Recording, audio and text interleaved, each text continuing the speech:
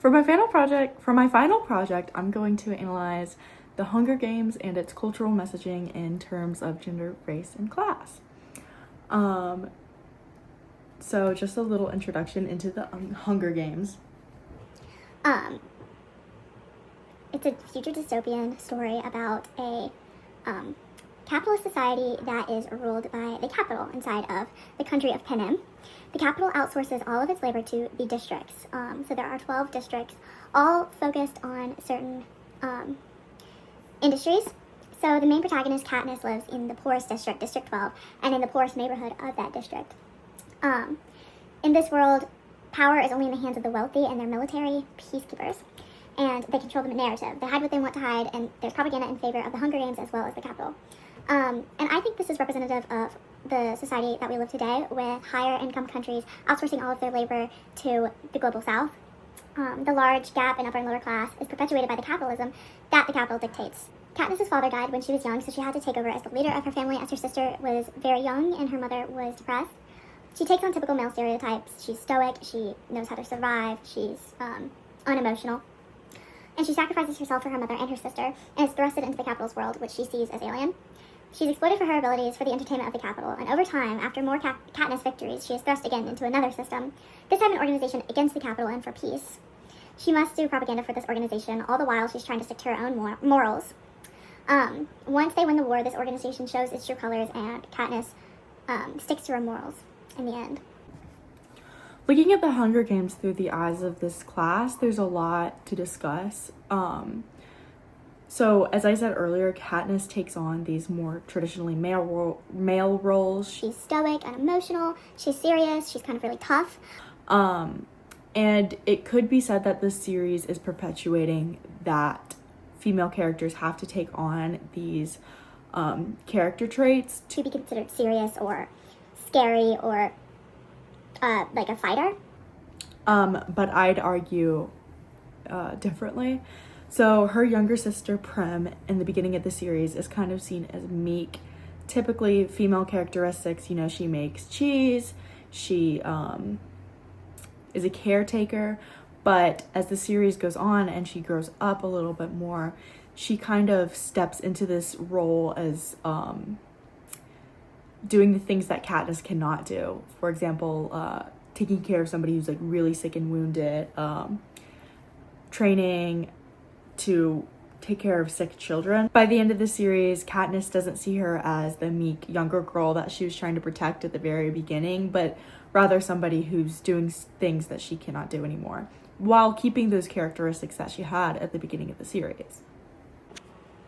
Race is also discussed in the Hunger Games. I don't think as upfront as gender and class are, but if you read the books and really delve into what is being done and what is said, I think race plays an important role in the Hunger Games.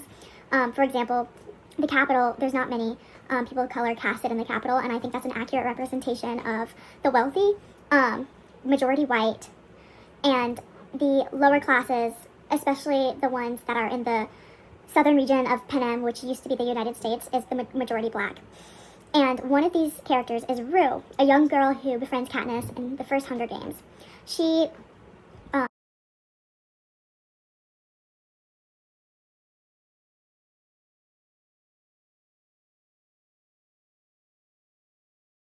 What has often been pointed out, however, is Rue's early death within the series, which reflects a trope in Hollywood that where people of color die early on in a series.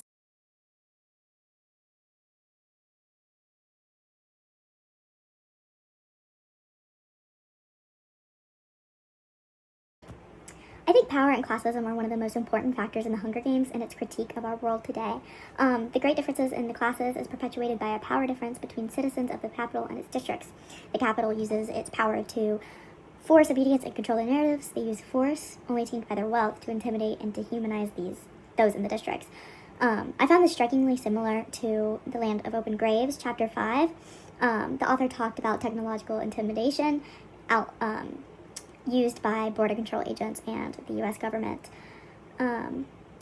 There's a part in chapter 5 where the author describes the inside of a border agency headquarters. There's millions of dollars of machinery and weaponry stored in that unit, solely for the use of intimidation and mutilation of those trying to cross into the United States. The heavy machinery used by the government to deter border crossers is drastically different than the crossers' weapons of their own. For example, they would buy garlic to deter snakes, black clothes to camouflage themselves at night. However, around 95% of people trying to cross the border are successful at least once. You can see this difference in power and tactics in the Hunger Games as well. For example, there's a scene where lumber workers walk towards their shift in the woods to cut down trees. They're followed by peacekeepers. In a group resistance, the laborers climb up the trees, and in the peacekeepers' confusion, they all attack. The Capitol has bioweapons and mutants that they use against the rebels, but the rebels have power in song and group resistance. Power also shows itself in the differences between the behaviors of the poor and the wealthy. The capital citizens have a certain way of talking, eating, interacting, in a way that the district citizens do not. Some scenes that I think demonstrate this well are the scenes of the district citizens on the Caesar Flickerman talk show. So Katniss and Peeta are briefed on how to behave on the show, how to make light conversation, how to make jokes, how to hold themselves. I think this is an excellent example of Peeta and Katniss employing forms of capital. The behaviors that the contestants had to adopt are examples of what Bordeaux calls the embodied state. The capital citizens were raised on these behaviors. The district citizens were not. Therefore, it does not really come easy to Katniss or Peeta to talk in this way because they weren't raised on this way of talking. As the capital citizens hold power in Panem, their cultural capital is necessary to appeal to them. So another example of this could be with Finnick. Finnick is very popular in the capital. It is rumored that he sleeps with capital women. However, we found out later in the series that he's forced to do so or the president will kill those he loves. To gain some power in the situation of him being forced to sleep with women in the capital, Finnick requires them to tell him capital secrets.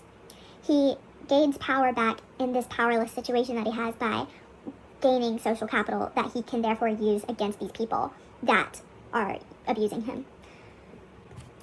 Another learned behavior of capital citizens that district citizens do not have is their behavior towards clothing.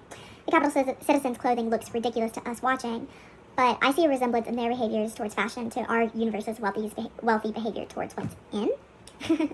The citizens of the capital wear ridiculous, colorful outfits with expensive cosmetics, and when placed next to a district citizen, it's impossible to mistake one over the other.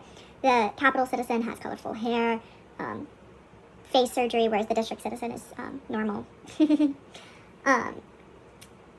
the NPR podcast with Sabrina Strings, she discusses how wealthy white people wanted to distinguish themselves against the enslaved people brought over from Africa by perpetuating a beauty standard of thinness. They wanted to keep themselves as far away as possible from the enslaved people so as to distinguish themselves as higher up in a social pyramid. Although these fashions in the Hunger Games do not exactly have to do with racism or fat phobia, there's an important topic that should be included, which is the need for the upper class to dictate what is in, as well as to resemble the lower class as little as possible. This is another form of wielding their power to dehumanize the poor people in Panem. The districts cannot afford to dress outlandishly as the rich folks. Their clothes must be useful in their jobs and to survive in the districts. In the end, the capital is taken over by the rebels, and it goes to show that excessive luxury, the dehumanization of the poor, and the dysfunctional power dynamics does not shield people from justice. The Hunger Games does a good job of highlighting the power differences between classes. It shines a blaring light at the wealthier society's treatment of the global south, or just the everyday injustices between the well-off and the poor. Katniss is an inspiring character that, although breaks gender norms, does so in a way that can be empowering to those who just care about justice and morality. The series covers a plethora of topics that are reflected in our society today. This is just the tip of the iceberg to that wonderful analysis of our world, the Hunger Games.